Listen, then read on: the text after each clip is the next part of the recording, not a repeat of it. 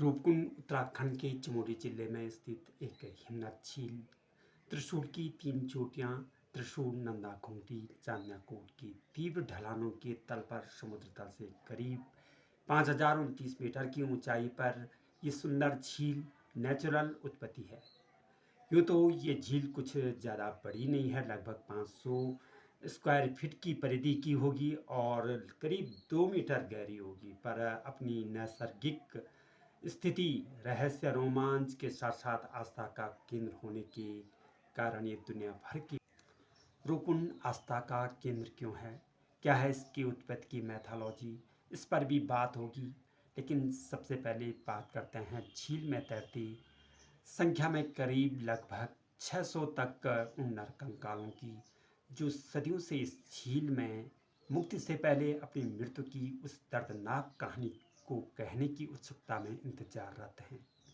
नमस्कार, गढ़वाल के अंचल में आज मैं रूपकुंड रहस्य की उन तमाम पहलुओं पे बात करने के लिए नेचुरल विहंग क्षेत्र की इस छोटी लेकिन बहुत ही अनुपम सुंदर झील की प्रसिद्धि की, राज की, रहस्य की।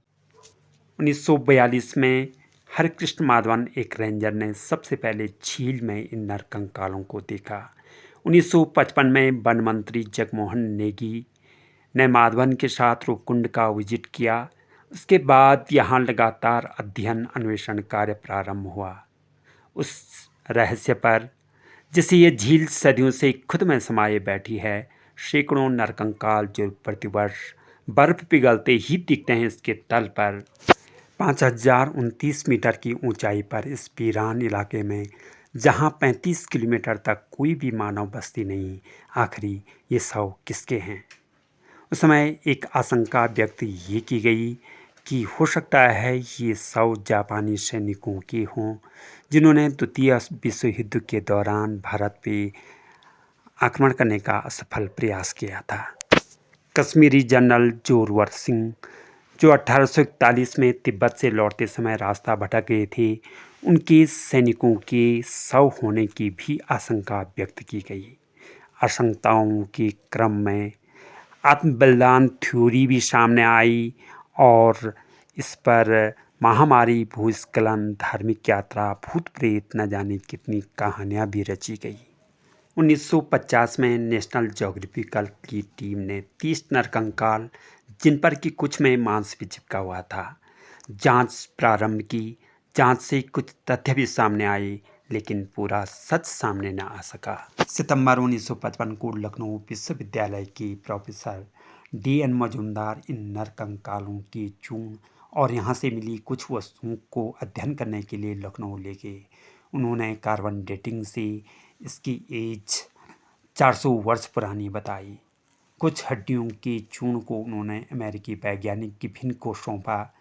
अमेरिकी वैज्ञानिकों के दल ने जांच करके पता लगाया कि नरकंकाल 600 वर्ष पुराने हैं, लेकिन अमेरिकी दल ने इन नरकंकालों को तिब्बती होने का दावा किया। जर्मनी की हिडनबर्ग यूनिवर्सिटी के एंथ्रोपोलॉजिस्ट विलियम एस सेक्स के नेतृत्व में किए गए गहन परीक्षण से जांच दल ने खंडन किया कि झील में बिखरे नरकंकाल विदेशी आक्रमणकारियों, सौदागरों के न होकर के दैवीय प्रकोप में शिकार उन भारतीयों के हैं जो किसी धार्मिक प्रयोजन हेतु यहाँ आए थे। परीक्षणकर्ताओं ने ब्रिटेन एवं जर्मनी की प्रयोगशाला में किए गए DNA परीक्षण के आधार पर बताया कि ज़्यादातर नरकंकाल भारतीयों के हैं। उनमें से कुछ नरकंकाल भूमध्य सागरीय प्रदेश, विशेषकर ग्रीस का भी बताया गया। इस शोध टीम में डॉक्टर बालिम्बे, डॉक्टर प्रमोद जोगलेकर, गढ़वाल विश्वविद्यालय के SPS बिष्ट शामिल थे। उन्होंने इन मृतकों का तिब्बती होने का भी खंडन किया। कंकालों के DNA परीक्षणकर्ताओं में से एक centre for cellular and molecular biological के निदेशक डॉक्टर लालजीत सिंह ने उनमें से कुछ खोपड़ियों को महाराष्ट्र की कोकानस्थ ब्राकी का बताया, जो दुर्लभ जाति आज जीवित नहीं है। जांच दल ने छोटे लोगों का स्थानीय होने की बात बताई और लंबे चौड़े लोग मैदानी क्षेत्रों के निवासी रहे होंगे। एक बात जो सभी दलों ने स्वीकार की वो ये बताई कि उनकी मौत का कारण सिर पर चोट लगना होगा। लगभग सभी परीक्षणकर्ताओं के अध्ययन से एक बात स्पष्ट हुई कि रेडियो कार्बन डेटिंग से शव एवं साजो सामान जो कि उस झील से प्राप्त हुआ उसकी उम्र 9वीं सदी ईस्वी पूर्व की है।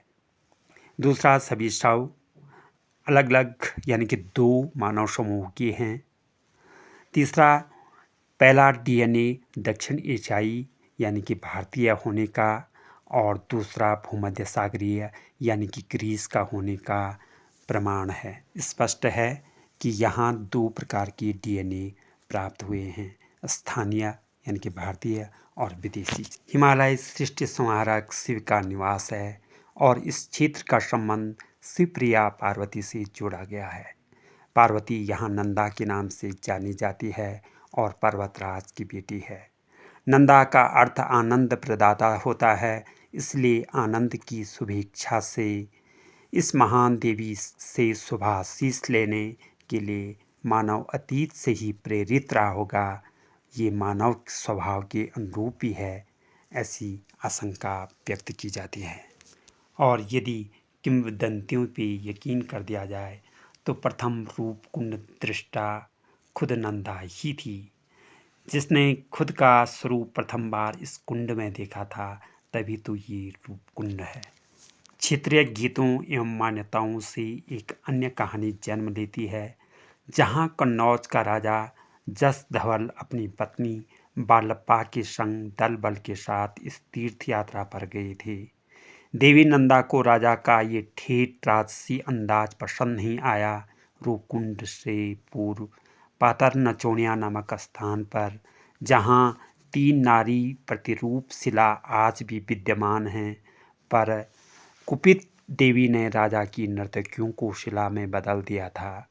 अगले पड़ाव पर यानी कि भुग्गू भाषा में रानी बालप्पा ने जब कन्या संतान को जन्म दिया तो जसधवल ने इसे देवी का आशीर्वाद समझने की भूल की और जश्न मनाया, नाच गाने का प्रोग्राम किया और सितारों भरी स्वच्छ चांदनी रात काली घटाओं में तब्दील हो गई और आसमान से काल बरसने लगा। तभी यात्रियों का जीवन समाप्त हुआ। ये सब उन्हीं अभागे नासमझ तीर्थयात्रियों की बताए जाते हैं। हो सकता है वो नरकंकाल उन्हीं लोगों के हों जो धार्मिक प्रयोजन के लिए यहाँ गए थे। ऐसा साहित्य में, ऐसा लोक मान्यताओं में, ऐसा क्षेत्रीय गीतों में मिलता है, लेकिन पक्के तौर पे ऐसा कहा नहीं जा सकता है। हिडेनबर्ग यूनिवर्सिटी के एंथ्रोपोलॉजिस्ट विलियम एस सेक्स का अध्ययन भी इंगित करता है, संकेत देता है कि ये नरकंकाल स्थानीय धार्मिक प्रयोजन हेतु गए हुए तीर्थयात्रियों के ही थे। धन्यवाद।